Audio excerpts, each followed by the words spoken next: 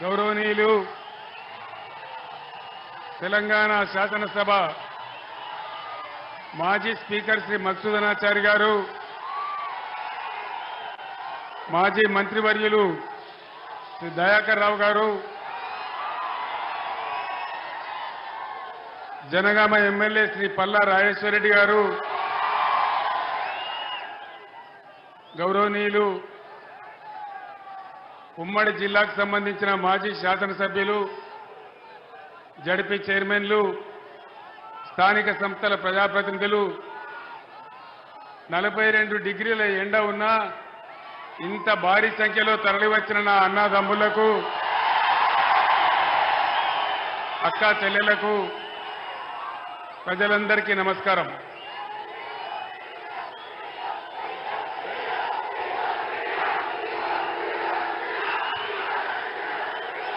బంద్ చేయాలి ప్లీజ్. ఈరోజు ఇంకా పార్లమెంటుకు ఎలక్షన్లు జరుగుతూ ఉన్నాయి. మీ అందరికీ తెలుసు. చాలా చైతన్యం ఉన్నటువంటి వరంగల్ జిల్లాలో ఏ బాబు ఈ జెండా తీయవా?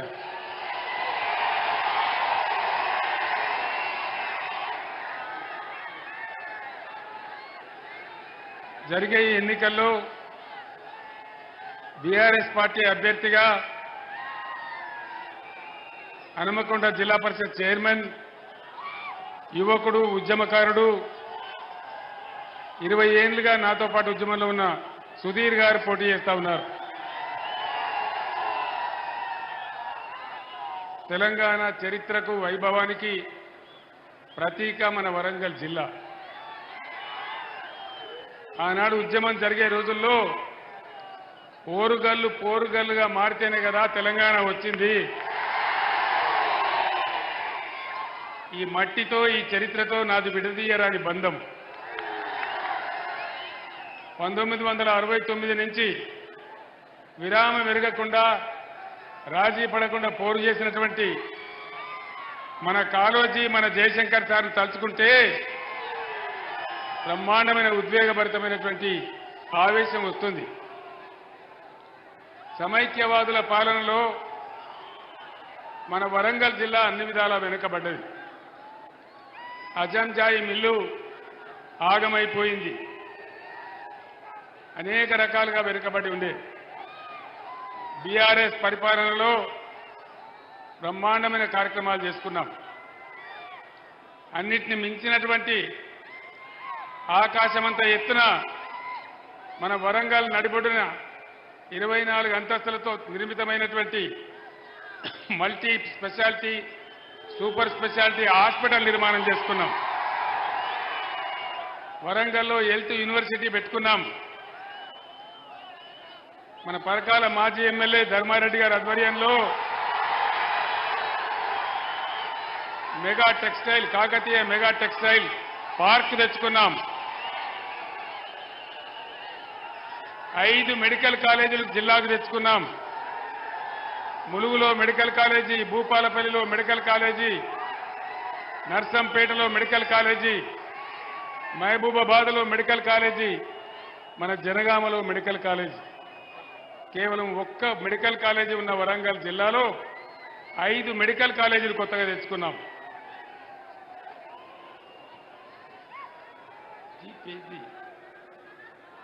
ఇవన్నీ కూడా జరిగినాయి, మీ సాక్షిగానే జరిగినాయి.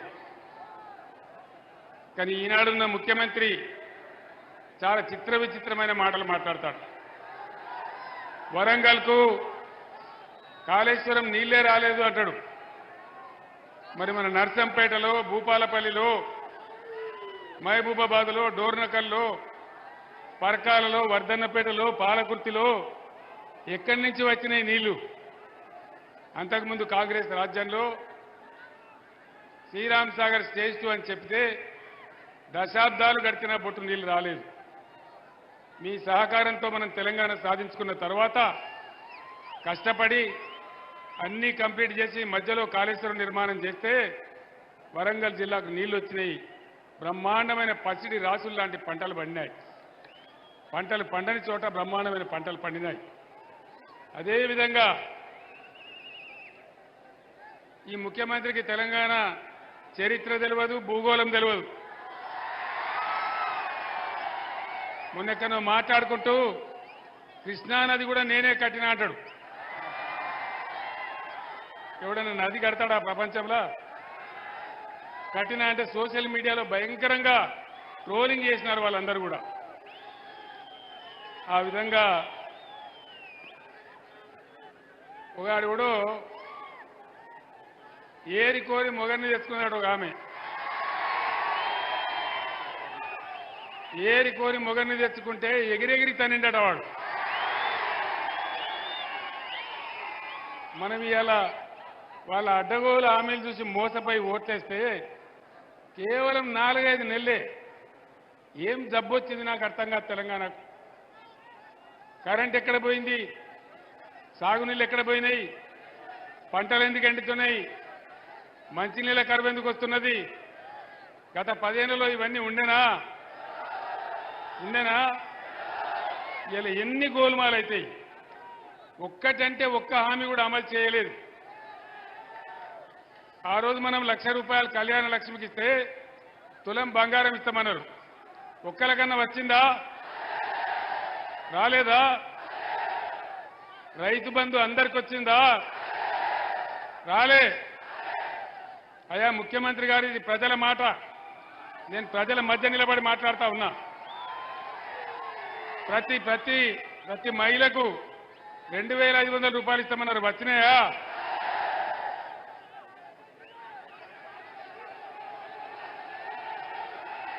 వస్తలేవా?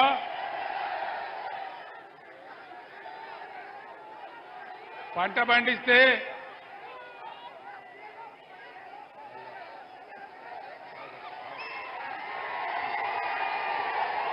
వద్దని చెప్తే వద్దాయా బాబు? వద్దాయా?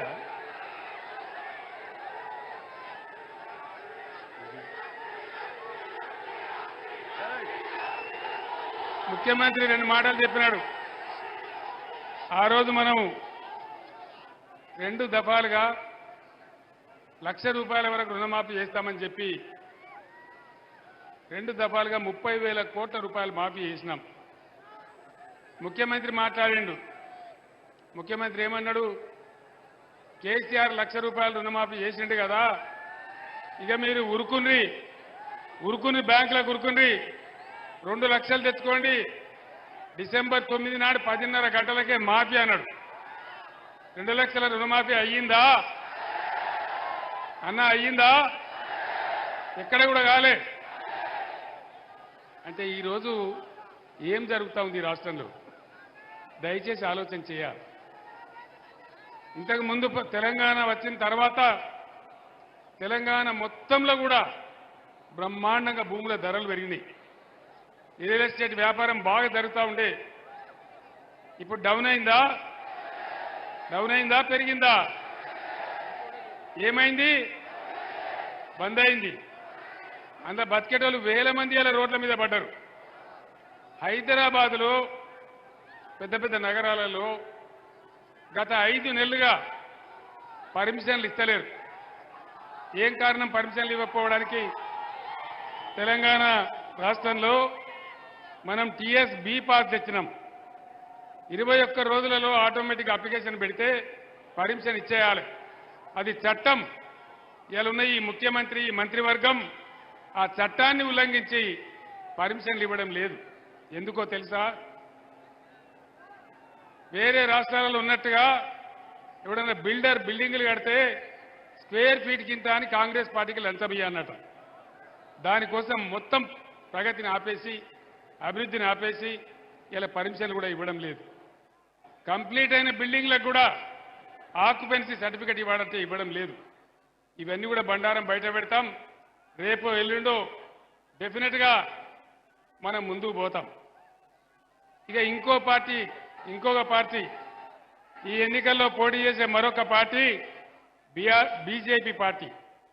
అది చాలా ప్రమాదకరమైన పార్టీ. దానికి ఎంతసేపు పంచాయతీలు పెట్టించడు, విద్వేషం తప్ప బీజేపీ ఎజెండాలో ఎక్కడ కూడా ప్రజల కష్టసుఖాలు ఉండవు. అందుకోసం దయచేసి యువకులతో నేను కోరుతా ఉన్నా, వెర్రి ఆవేశం కాదు, పిచ్చే ఆవేశం కాదు. ఈ దేశం మీది, ఈ రాష్ట్రం మీది, రేపటి భవిష్యత్తు మీది. కాబట్టి మీరు ఆలోచించి, నేను చెప్తూనే ఉన్న ఆవేశం వద్దని మీరు అరుస్తున్నారు. 10 నిమిషాలు వినాలి.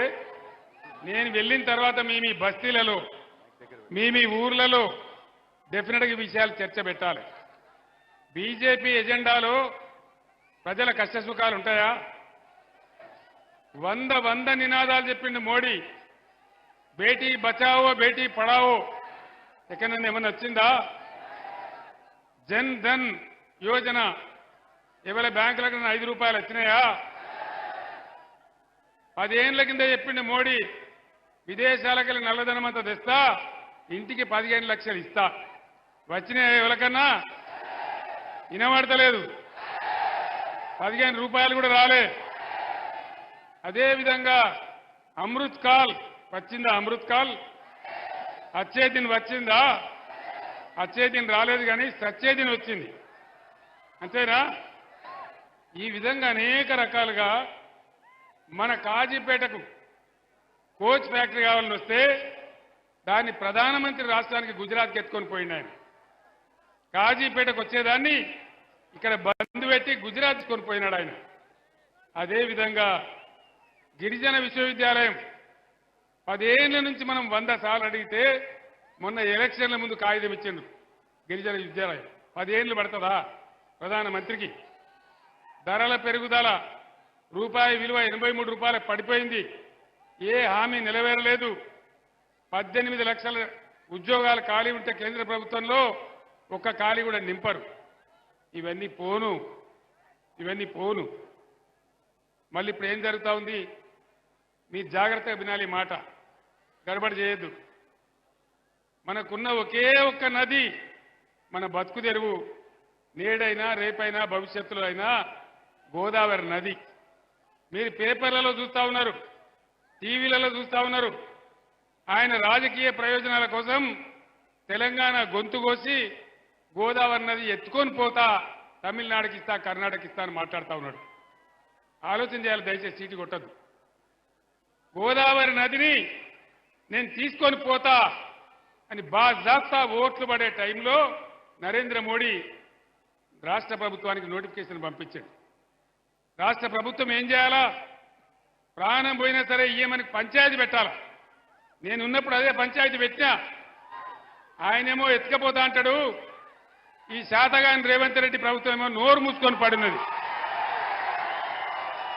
ఏం మతలమైంది ఇలా? నరేంద్ర మోడీ ఎత్తుకపోతా అని బాజాప్తా రాష్ట్ర ప్రభుత్వానికి పంపించండు. ఇవాళ ఇతడు ఈ ముఖ్యమంత్రి ఏమో కుయ్యి లేదు, కయ్యి లేదు. ఏమనుకోవాలి దీన్ని? ఇంతకు ముందే కృష్ణానది తీసుకుపోయి కేఆర్ఎంబీకి అప్పచెప్పిండు. ఇలా గోదావరి ఎత్తుకొని పోతా అంటే మూతి ముడుచుకొని కూర్చున్నారు. ఏం కారణం? దాన్ని ఎవరు కాపాడాలి? నేను ఒక్కటే మాట మీకు మనవి చేస్తా ఉన్నా, దయచేసి ఒకటే ఒక మాట మీకు ప్లీజ్, ఒక్కటే మాట నేను మనవి చేస్తా ఉన్నా. ఈరోజు ప్రచారం చేసినట్టుగా, డంబాచారం చెప్పినట్టుగా నరేంద్ర మోడీకి కూడా 200 సీట్లు దాటే పరిస్థితి లేదు. వార్తలు వస్తా ఉన్నాయి ఈరోజు పేపర్లలో, మీరు కూడా చూస్తా ఉన్నారు. నేను మీ అందరిని ఒకటే కోరుతా ఉన్నా, ఈ మోకాలో ఇయ్యాల తెలంగాణలో పార్లమెంట్ సీట్లన్నీ మనమే గెలిస్తే పేగులు దిగేదాకా కొట్లాడేది ఒకటే ఒక పార్టీ, బీఆర్ఎస్ పార్టీ. 14-15 ఎంపీలతో మనం పోతే కేంద్ర ప్రభుత్వంలోనే హంగ్ పార్లమెంట్ వస్తే కీలకమైన పాత్ర పోషించే అవకాశం తెలంగాణకి ఈరోజు ఉంది. కాబట్టి దయచేసి మన గోదావరి కాపాడుకోవాలన్నా, మన కృష్ణ కాపాడుకోవాలన్నా, తెలంగాణకు రావాల్సిన నిధులు రాబట్టుకోవాలన్నా, మన ప్రాజెక్టులకు జాతీయ హోదా రావాలన్నా, నిరుద్యోగ సమస్య తీరాలన్నా, మన బతుకులు బాగుపడాలన్నా ఖచ్చితంగా ఇలా బీఆర్ఎస్ అభ్యర్థులే గెలవాలి. అదే తెలంగాణ క్షేమం. దయచేసి ఆలోచన చేయాలి. నేను చెప్పేది ఆశామాసి మాట కాదు. రైతు బంధు పోయిందా? కరెంటు బంద్ అయిందా? కోతలు వచ్చినాయా? వడ్లు కొంటున్నారా? బోనస్ ఇస్తున్నారా? బోనస్ బోగస్ అయిందా? మరి ఇన్ని మోసాలు చేసిన తర్వాత కూడా గోదావరి ఎత్తుకపోతా అనే బీజేపీకి కానీ లేదా మా వాగ్దానాలన్నీ భంగం చేసిన కాంగ్రెస్ కానీ ఓటేస్తే ఏమవుతుంది? మేమన్నీ మోసం చేసినా, మొన్న అసెంబ్లీలో చెప్పి 5 నెలల లోపల మోసం చేసినా మళ్ళా మాకే గుద్దిండ్రు అని అన్ని పండబెడతారు. కానీ ఈ కాంగ్రెస్ ప్రభుత్వం మెడలు వంచి నేను ఒక్కటే మాట చెప్తా, మీరు వినాలి. ఒక ఊళ్ళో 2 పాలెలకు పంచాయతీ పడుతుంది. ఏం చేస్తారు? వాదించడానికి ఆయన ఒక పంచును ఈయన ఒక పంచును పెట్టుకుంటారు. ఇలా తెలంగాణ ప్రజలకు కాంగ్రెస్ పార్టీకి పంచాయతీ పడ్డది. మరి తెలంగాణ ప్రజల తరఫున కొట్లాడే పంచి ఎవరు? నేనా? మొన్న పోయిన ఎలక్షన్ల మీరు నన్ను కింద పడగొట్టి మళ్ళీ ఇప్పుడు నన్ను పంచిగమ్మంటారు. నేనేనా? బీఆర్ఎస్ ఏనా? కొట్లాడదామా? యుద్ధం చేద్దామా? గోదావరిని కాపాడుకుందామా? కృష్ణా కాపాడుకుందామా? మళ్ళీ బీఆర్ఎస్ గవర్నమెంట్ లాగా బ్రహ్మాండంగా రైతు బంధు తెచ్చుకుందామా? కంటి నిండా కరెంటు తెచ్చుకుందామా? ఇవి జరగాలంటే సుధీర్ కుమార్ గెలవాలి. మీరు నాకు ఇచ్చే బలంతోనే కదా నేను కొట్లాడేది, నాకు ఇచ్చే శక్తితోనే కదా. కాబట్టి మీ అందరు నేను ఒకటే కోరుతా ఉన్నా, ఇక్కడ ఒక మనిషికి టికెట్ ఇచ్చినాం, ఉప ముఖ్యమంత్రి పదవి ఇచ్చినాం. ఎందుకు మారిపోయింది ఆయన పార్టీ? ఎందుకోసం మారింది పార్టీ? నేను ఒక్కటే మాట చెప్తా ఉన్నా, కడియం శ్రీహరి సరే నేను అనలేను, ఆ మాట నా నోట నేను అనలేను. కానీ ఆయన చేసిన మోసానికి శాశ్వతంగా ఆయన రాజకీయ జీవితం సమాధి చేసుకుని మనవి చేస్తా ఉన్నాం. ఇంకొక 3 నెలల్లో సుప్రీంకోర్టు తీర్పు ప్రకారం ఇంకొక 3 నెలల్లో స్టేషన్ గన్పూర్ కాన్స్టిట్యున్సీకి బై ఎలక్షన్ రాక తప్పదు. మన రాజయ్య ఎమ్మెల్యే కాక కూడా తప్పదు. మీరు రాసి పెట్టండి. నేను చెప్తున్న జరగబోయే సత్యం. ఖచ్చితంగా 3 నెలల్లో బై ఎలక్షన్ రాక తప్ప స్టేషన్ గన్పూర్కు ఇదే రాజయ్య గారు ఎమ్మెల్యే కాక తప్పడది నేను మనవి చేస్తా ఉన్నా. ద్రోవులకు చెప్పే గుణపాఠం అదే. रियासत तेलंगाना के जितने हमारे मुसलमान बुजुर्ग हैं, मुसलमान भाई बहन हैं, आप तमाम लोगों को मैं सलाम करता हूं और आपसे अदबन गुजारिश करता हूं, प्लीज आपसे अदबन गुजारिश करता हूं कि आप बीआरएस के कायदे को वोट देके जिताइए। ये बात इसलिए मैं कहता हूं, मैं जिम्मेदारी से कहता हूं। मैं कह रहा हूं, जब तेलंगाना रियासत के लिए लड़ रहा था, जद्दोजहद कर रहा था, कई बार मैं वरंगल में आया, कई बार मेरा तकरीर हुआ, बड़े बड़े जलसा भी हुए।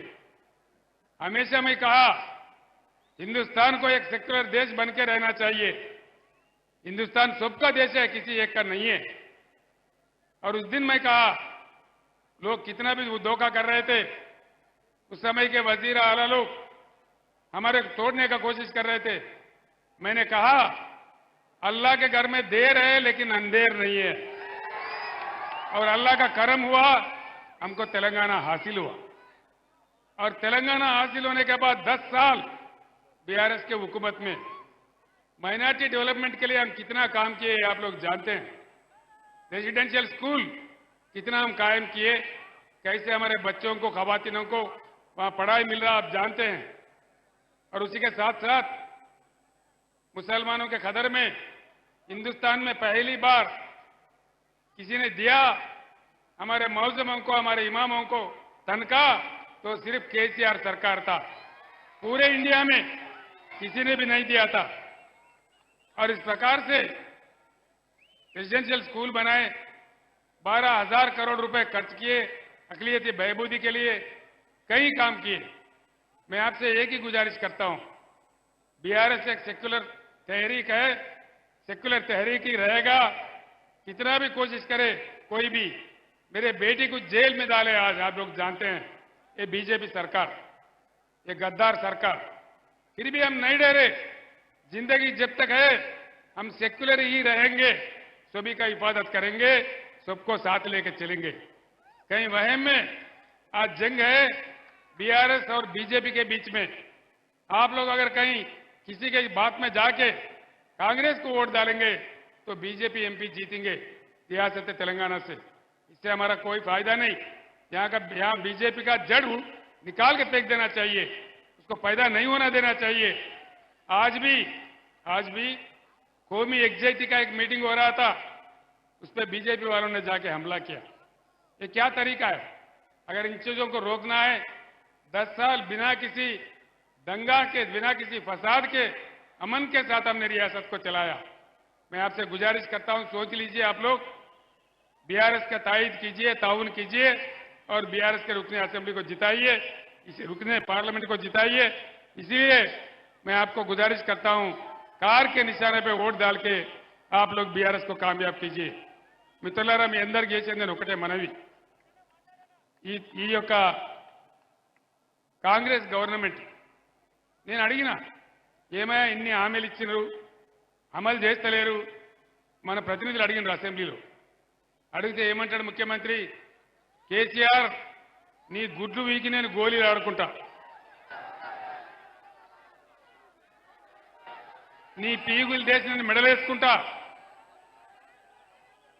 ఆఖరికి నీ ముడ్డి మీద షెడ్డి కూడా గుంజుకుంటా.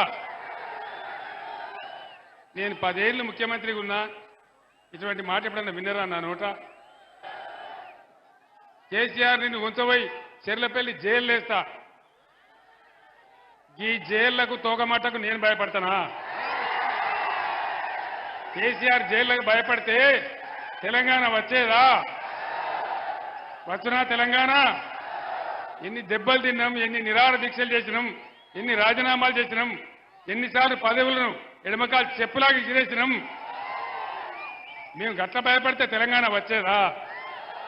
దయచేసి మీతో నా ప్రార్థన ఒకటే, బీఆర్ఎస్ కార్యకర్తలకు, అభిమానులకు నా మనవి, తెలంగాణ ఉద్యమం ఇంకా అయిపోలే, ఇంకా తెలంగాణ పునర్నిర్మాణం మిగిలి ఉన్నది, ఇంకా చాలా డెవలప్మెంట్ చేయాలి. డెవలప్మెంట్ అంటే ఎట్లా ఉంటుందో వరంగల్లో కట్టిన హాస్పిటల్ నిదర్శనం. ఆకాశమంతా ఎత్తున వీళ్ళందరూ కనబడతా ఉంది. అటువంటి ప్రతిభ ముందుకు పోవాలి, అటువంటి ప్రగతిలో తెలంగాణ రాష్ట్రం దూసుకుపోవాలంటే ఖచ్చితంగా బీఆర్ఎస్ పార్టీ గెలవాలి. మే 13 వరకు ఇదే ఉత్సాహాన్ని కొనసాగించి చైతన్యం ఉన్న ఈ వరంగల్ గడ్డ మీద గులాబీ జెండా ఎగరేయాలని ప్రతి ఒక్కరిని కోరుతా ఉన్నా. ఇంత ఎండ ఉన్నా లెక్క చేయకుండా ఇంత భారీ సంఖ్యలో మీరందరూ తరలి వచ్చినందుకు మా అన్నదమ్ములకు, అక్కా చెల్లెలకు ధన్యవాదాలు తెలియజేస్తూ జై తెలంగాణ, జై తెలంగాణ, కారు గుర్తుకే, కారు గుర్తుకే, జై తెలంగాణ. ధన్యవాదాలు. సెరెనిటీ మోడల్ హై స్కూల్ విద్యార్థులకు అమ్మఒడి, సామాన్యులకు అందుబాటులో ఉన్న బడి సెరెనిటీ. మేడ్చల్ జిల్లాలో మేటిగా నిలిచి సాటిలేని ఫలితాలను సాధిస్తున్న నంబర్ 1 స్కూల్ సెరెనిటీ. మా ప్రత్యేకతలు: ప్రతి విద్యార్థి పట్ల వ్యక్తిగత శ్రద్ధ, activity based learning and digital classrooms, computer lab, 100% ఫలితాలు, sports and cultural activities, yoga, abacus మరియు Vedic maths education. Please visit Serenity Model High School, Nagaram. Admissions are in progress. Call 040-271-46899 and 040-271-48699.